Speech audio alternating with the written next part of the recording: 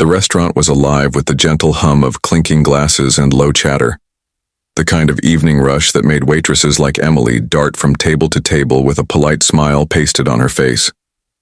She had been working there for nearly 2 years, long enough to know most of the regulars by sight, and long enough to dream of something bigger each time she tied her apron strings. Tonight felt like any other, until the heavy glass doors opened and a man stepped in who seemed to alter the very air in the room. He wasn't just another wealthy businessman looking for dinner. There was something about him, something unspoken that demanded attention without him even trying. Emily's eyes followed him for a brief moment before she quickly looked away, embarrassed at her curiosity. He walked with calm precision, his suit tailored perfectly, the fabric catching the light with a subtle sheen. His posture was impeccable, and though he moved with quiet grace, there was a gravity about him that made people instinctively step aside. The maitre d' rushed forward with unusual eagerness, greeting him with a kind of respect usually reserved for dignitaries. Emily tried to focus on her own tasks, carrying a tray of drinks to a corner table, but she couldn't help noticing when the man was led to one of her tables. She straightened her apron, steadied her breath, and approached with her notepad, ready to treat him like she would any other guest. His presence, however, made that simple task oddly difficult. Up close, she saw the lines of experience etched into his face, the calm steadiness of his eyes. He gave her a polite nod, ordered with brevity, and then turned his attention to the window as though lost in thought. The meal went smoothly, and for the most part, the man seemed uninterested in conversation, preferring the quiet of his solitude. Emily served his dishes, cleared the empty plates, and only exchanged the occasional word. Yet something about him tugged at her curiosity. Maybe it was the way the staff whispered his name when they thought no one could hear, or maybe it was the strange familiarity she couldn't quite place. It wasn't until the end of the meal, when the man reached for his pen to sign the check, that everything changed. Emily set down the leather billfold and caught sight of his hand. For a second, her breath hitched. Her gaze fell on the ring he wore, a striking piece, not gaudy but undeniably unique. A sapphire stone, deep and luminous, rested at its center, encircled by a delicate halo of diamonds. The design was unlike anything she had ever seen in the store displays downtown, more like something crafted for meaning rather than fashion. Her heart began to pound. She knew that ring. She had seen it every day of her life. On her mother's, and her mother had always worn it, a ring she never explained and never removed, no matter the occasion. Emily had once asked where it came from, and her mother's face had clouded over with sadness, her only answer being, "It's the only piece of the past I have left." She never said more, and Emily had learned not to press. But now here, it was again right in front of her, worn by a stranger who couldn't possibly know anything about her family. Emily's curiosity overpowered her caution. She leaned forward slightly, her voice quiet but steady. "Sir," she said, almost as if she wasn't sure she should speak, "my mother has a ring just like yours." The man froze. The pen stopped mid-stroke, his signature unfinished. Slowly, as though her words had unlocked something hidden deep within him, he lifted his gaze to hers. His expression was unreadable at first, but then his eyes sharpened, studying her face as though searching for something familiar. "What did you say?" he asked, his tone clipped, urgent. Emily's cheeks grew warm.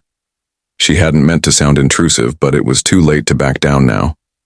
"My mother has a ring just like yours," she repeated, softer this time, unsure why the air around them suddenly felt heavier. For a long, stretched moment he didn't move. His hand rested on the table, his grip on the pen so tight she thought it might snap.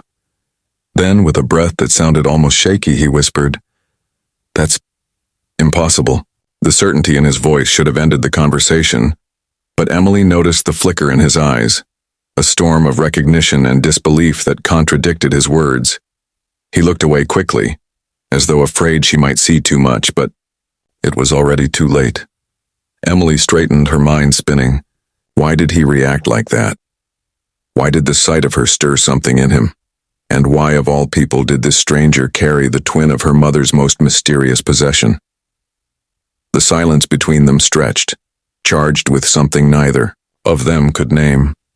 Emily's instincts told her she had stumbled onto a secret far bigger than she could understand. She wanted to ask more, to demand an explanation, but her training as a waitress held her back. She gathered herself, offered a professional smile, and excused herself to give him space. But as she walked away, she couldn't shake the feeling that her life had just tilted in a way she couldn't yet comprehend. The man stayed still at his table, his untouched glass of wine reflecting the weight in his eyes, as though the ring on his hand had suddenly become unbearably heavy. And though neither of them knew it yet, a single sentence spoken in passing had just begun to unravel a story that would change both of their lives forever. The restaurant was quiet, the kind of silence that comes only after the last guest has left, when the clatter of plates and laughter of strangers is replaced by the hum of fluorescent lights and the soft shuffle of staff cleaning up. Emily was gathering menus when she noticed him again. The man she thought had already gone, the billionaire with the sapphire ring, was still sitting at the corner table. His dinner plate had been cleared long ago, but he hadn't moved. He sat motionless, his profile reflected faintly in the window beside him, as though he had been waiting for her all along.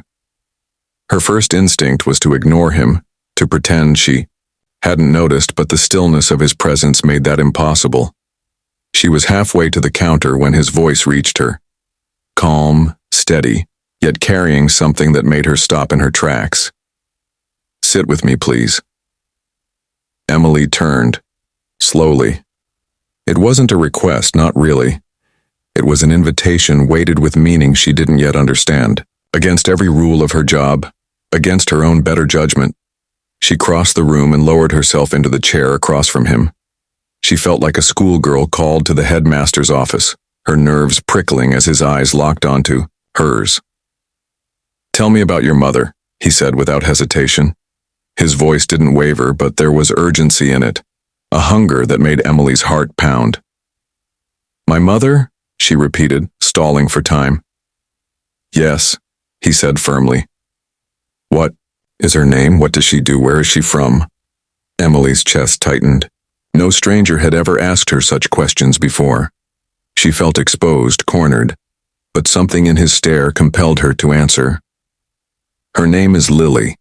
She raised me by herself. We've never left this city, though. She never talks about the years before I was born. She works at a bookstore. Quiet, simple life, that's all." The man's hand twitched, and for the first time she noticed how unsteady his composure had become. He pulled in a breath, long and deliberate, as though bracing himself. Then he reached for his ring.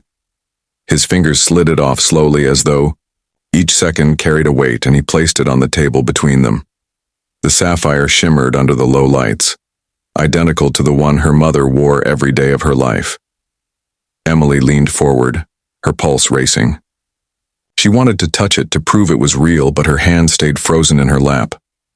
"There are only two of these," the man said softly, his voice thickening with memory. "I had them made years ago. One for myself, and one for the woman I loved." His eyes didn't leave her face. Her name was Lily. The air in Emily's chest vanished. She couldn't breathe, couldn't think. The room felt suddenly smaller, the walls pressing in around her. "That's my mother's name," she whispered, as though saying it out loud might make the impossible untrue. The man studied her with an intensity that made her want to shrink back, but there was no malice in his stare, only disbelief, only wonder, only grief. His lips parted and his voice came out low and unsteady. "How old are you?" 22, Emily said, her words shaky but clear. He closed his eyes, and for a moment, he looked like a man struck by a blow he never saw coming. When he opened them again, they glistened with something raw.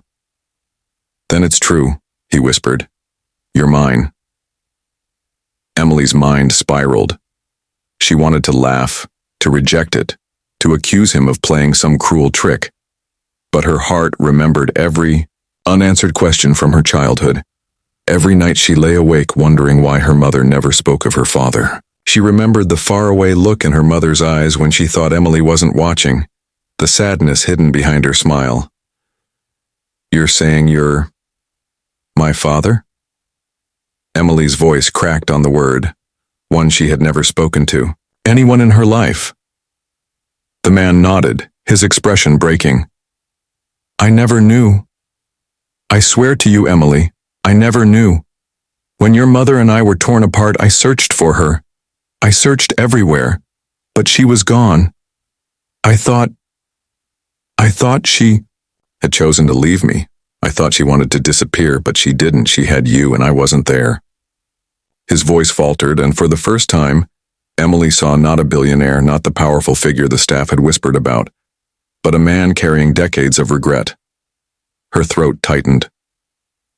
Why wouldn't she tell me? Why wouldn't she tell you? I don't know, he said, shaking his head, anguish twisting his features. Maybe she thought she was protecting you. Maybe she thought I would never come back. Maybe she was protecting herself from the pain. But Emily, you must believe me. If I had known, if I had even suspected, I would have been there from the beginning. She looked down at the sapphire ring between them, the jewel that had unknowingly tied their lives together all along. Her chest ached with a confusion she couldn't untangle. Anger that he hadn't been there. Grief for the years she had lived fatherless.